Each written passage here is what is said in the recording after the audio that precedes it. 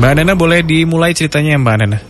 Iya, ini pengalaman pacar saya, tepatnya calon saya sih Kak. Jadi calon saya ini cerita kalau dia itu tipe orang yang Kak disukai kayak gitu loh Kak.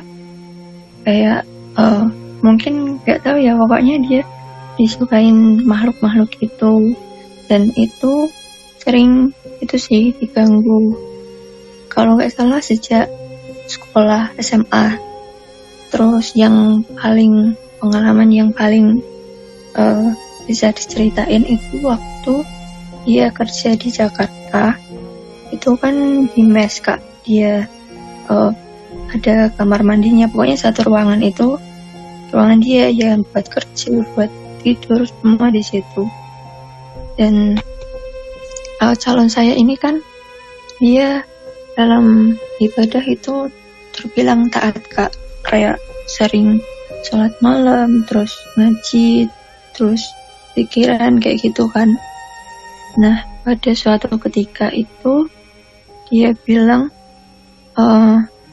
terasa banyak gangguan gitu loh di mesnya dia itu, kayak misalnya lampu yang nyala hidup, terus keran kamar mandi juga nyala sendiri padahal nggak ada orang.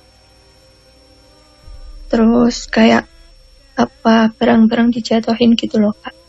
Nah suatu ketika itu dia kan udah nggak kuat sama segala gangguan itu. Terus dia bilang ke bosnya, terus bosnya itu manggil kayak mungkin orang pinter ya, yang bisa kayak meruqyah gitu loh. Dan waktu di ruqyah itu si makhluk ini ditarik ke tubuh temannya calonku kan. Terus ditanya, kamu niatnya apa, kayak gitu kok ganggu si calon saya itu. Terus si makhluknya ini bilang kalau intinya tuh dia suka sama calon saya gitu, soalnya calon saya ini hawanya adem, bilangnya gitu. Mungkin karena si calon saya ini kayak sering sholat tengah malam, ngaji gitu kan. Nah terus si Pak Kiainya ini bilang kalau masnya ini niat kerja, tolong jangan diganggu, intinya gitu kan. Terus si makhluknya bilang, iya aku nggak akan ganggu lagi, tapi ada syaratnya kayak gitu. Tapi aku lupa sih syaratnya apa waktu itu. Terus dia pulang balik ke Kudus. Dia udah nggak kerja di sana, dia ke Kudus buka usaha sendiri kan, buka usaha sendiri di rumah. Terus nah gangguan ini ada lagi waktu di Kudus, waktu di rumah. Itu ceritanya itu dia pulang ngopi dari teman-temannya itu agak tengah malam kalau nggak salah. Agak tengah malam itu dia kan jalan sendiri, kan dekat warung kopinya itu Kak. Dia jalan sendiri ke rumah. Nah waktu itu katanya di semak-semak itu ada suara cekikikan cewek gitu loh. Padahal itu posisi udah tengah malam, terus sepi, nggak ada orang. Itu katanya sampai berkali-kali gitu loh. Nah calon saya ini kan terusik gitu. Terus dia coba cari sumber suara di sekitar situ gitu loh. Di semak-semak dia cari, nggak ada. Tapi suaranya benar-benar jelas gitu loh Kak. Nah terus tapi dia nggak tahu, maksudnya nggak lihat wajahnya atau apa, nggak lihat penampakannya atau apa, nggak, cuma suara gitu aja. Terus ada lagi cerita itu waktu itu malam, belum terlalu malam juga sih, mungkin jam 10-an itu pacar saya itu kayak jenuh, nggak tahu ya jenuh apa gimana gitu loh. Terus dia naik mobil, terus dia ya gitu jalan-jalan nggak tahu arah di masih area Kudus sih, cuman kayak muter-muter gitu loh, tapi pikirannya tuh kayak kosong gitu loh. Dia naik mobil, nyetir mobil dengan kecepatan tinggi aja, dia kayak nggak nyadar gitu loh kak, tiba-tiba kok apa ya, kayak muter-muter gak jelas gitu loh, tanpa tujuan gitu, dan dia juga nggak tahu kenapa ngelakuin itu gitu. Nah terus kan sampai rumah malam, mungkin jam 1 kalau nggak salah, 1 malam kan. Terus mobilnya ini cuma di parkir di depan rumah, nggak di garasi. Dan waktu itu habis subuh sih, mungkin masih agak gelap.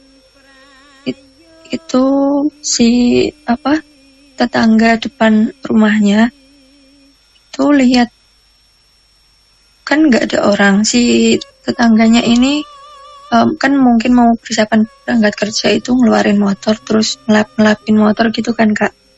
Nah katanya si bapak ini tuh lihat mobilnya pacar saya itu hidup sendiri, terus jalan sendiri sekitar mungkin 1 meteran mungkin, tapi benar-benar nyala padahal nggak ada orang di dalamnya.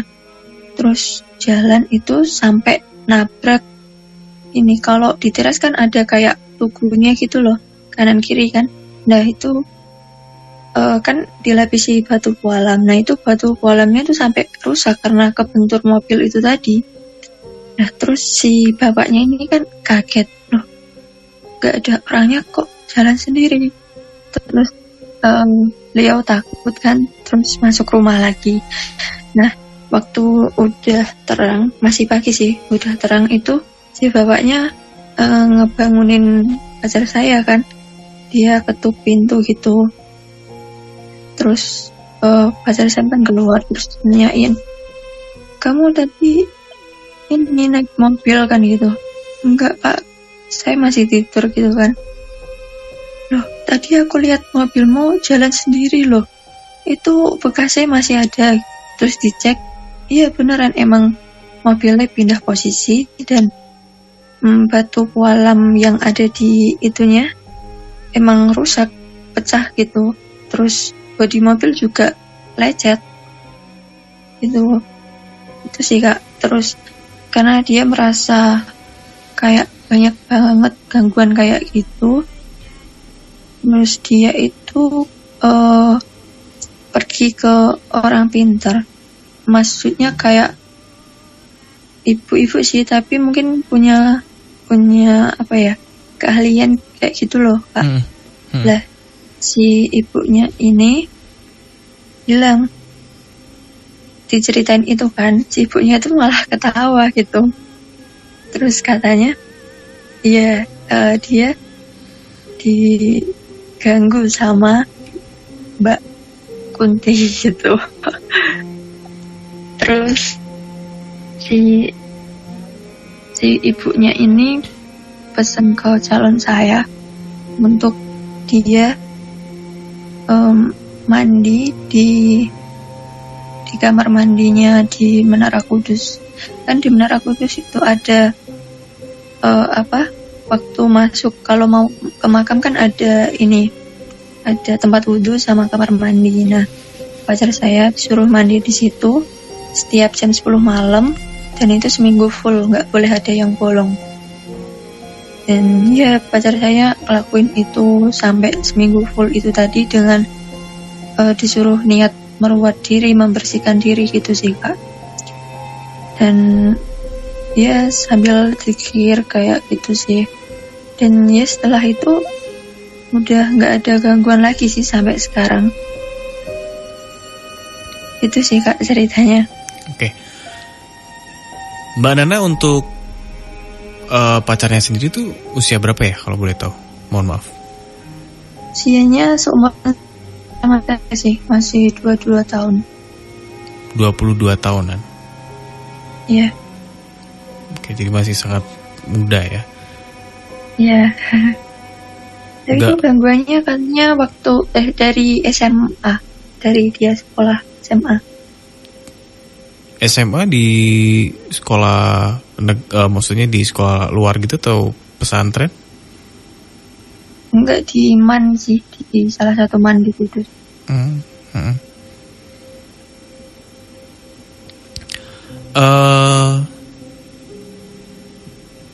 Saya agak sedikit penasaran dengan yang tadi di mobil itu. Apakah ada cerita seperti kayak misal si pacar ini nggak ngerasa sendirian di mobil gitu, ada nggak Mbak?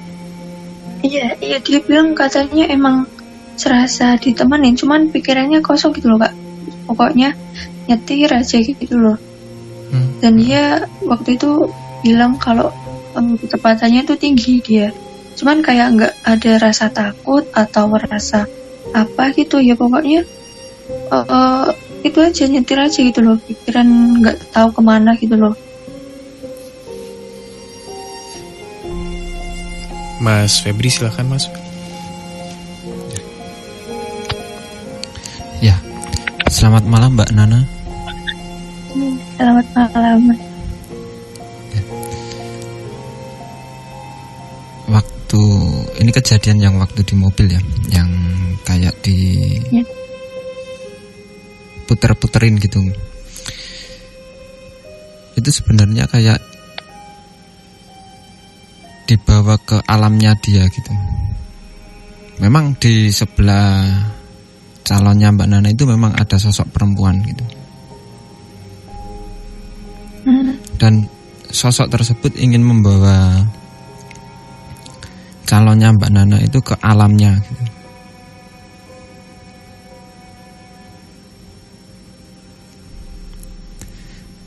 Itu sempat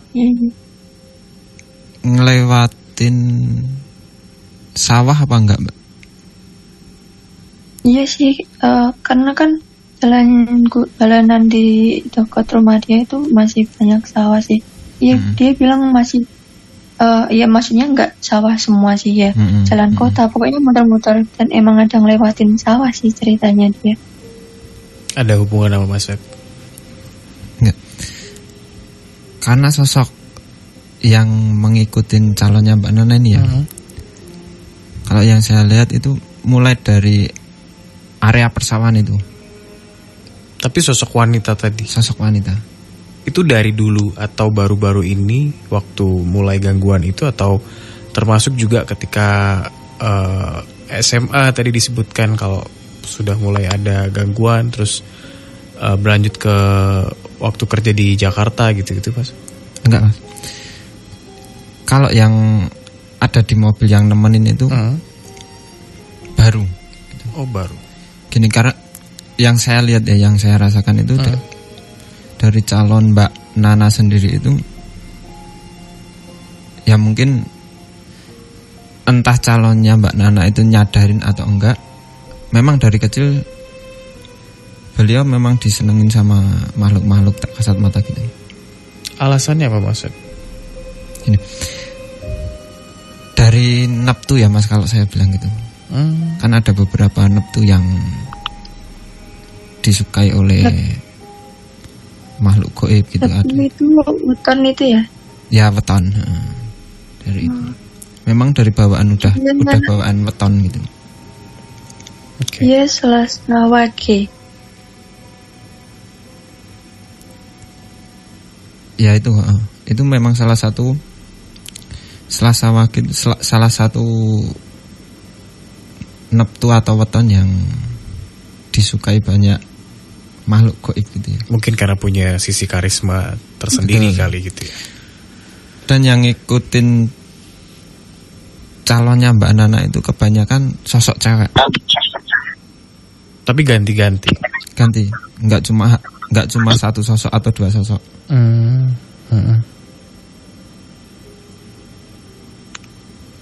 Tapi bahaya nggak sih Mas? Kalau dibilang bahaya atau enggaknya, kalau bahaya atau enggaknya itu enggak ya Mas. Kalau mengganggu atau enggaknya pasti mengganggu. Karena kalau dibilang enggak bahaya itu, beliau sendiri maksudnya makhluk-makhluk itu sendiri nggak sampai nyelakain gitu, nggak sampai gitu. I see. Kalau dibilang mengganggu, pasti mengganggu karena setiap hari kita menjadi bersinggungan terus sama sosok seperti itu. Dan energi juga pasti cepat ya, kekuras ya. Apakah cepat capek juga Mbak? Kalau boleh tahu Mbak calonnya? Kurang tahu ya saya. Kurang tahu ya. Terus ditambah apalagi sering kayak amalan, terus wirid, sholat malam gitu. Itu juga apa ya, yang kayak daya magnet gitu loh Mas, yang disukai oleh sosok-sosok tersebut itu.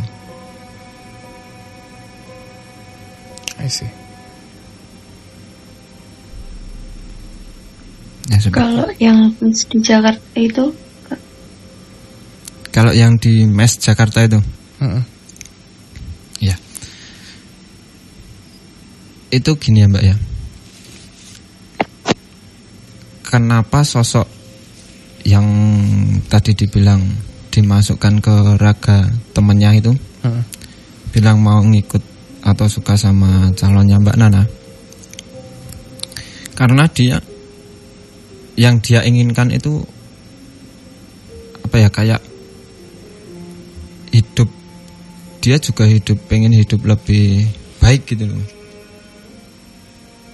Dan di mes tersebut energi yang paling ya, katakanlah yang paling membuat dia bisa menjadi ayam ya, sosok ya itu si calonnya Mbak Nana itu gitu. I see. Oke. Mbak Nana ada yang ingin ditanyakan sebelum kita akhiri telepon dari Mbak Nana untuk cerita di sesi pertama, penelpon pertama juga? Itu kan setelah pacar saya mandi yang meruat itu di Menara Kudus itu, kan sekarang udah nggak keganggu lagi. Nah itu berarti dia udah bersih dari gangguan gitu apa gimana? Ya, kalau dibilang bersih itu enggak ya Mbak. Sosok itu sosok gaib itu pasti akan apa ya, ketarik dengan energi calonnya Mbak Nana gitu. Cuma ada pembatas yang disarankan untuk mandi di menara ya, menara Kudus itu. Ya, itu sebenarnya mungkin bagian dari amalan yang sebenarnya hanya untuk kayak apa ya, pembatas gitu. Kalau sosok tersebut pasti masih banyak yang ingin ngikut terus suka sama calonnya Mbak Nana gitu.